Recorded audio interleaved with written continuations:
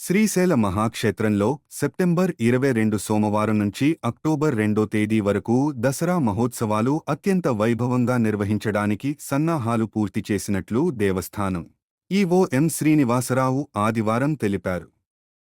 జ్యోతిర్లింగ క్షేత్రం, అష్టాదశ శక్తిపీఠం కలిసి వెలిసిన ఈ మహాక్షేత్రంలో శరన్నవరాత్రి ఉత్సవాలలో శ్రీ భ్రమరాంబ మల్లికార్జున స్వామి వాళ్లకు పూజా కైకర్యాలన్నీ ఆగమశాస్త్రం అనుసరించి శాస్త్రోక్తంగా నిర్వహిస్తున్నట్లు తెలిపారు.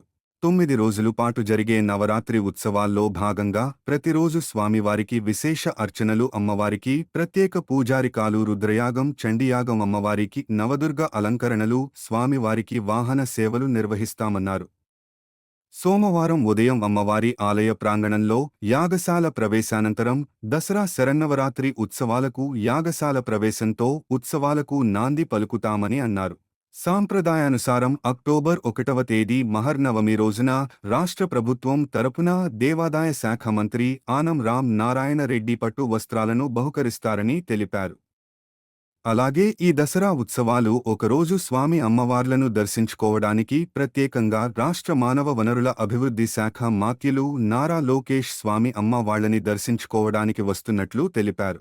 ఈ ఉత్సవాలలో భాగంగా మొదటి రోజు అమ్మవారికి శైలపుత్రి అలంకారం, భృంగి వాహన సేవ, బ్రహ్మచారిణి అలంకారం, మయూరవాహన సేవ, చంద్రఘంటాలంకారం, రావణ వాహన సేవ, కూస్మాండదుర్గ అలంకారం, కైలాస వాహన సేవ, స్కందమాత అలంకారం, శేష వాహన సేవ, కాత్యాయని అలంకారం, హంస వాహనం సేవతో పాటు పుష్ప పల్లకీ సేవ కూడా ఉంటుందన్నారు.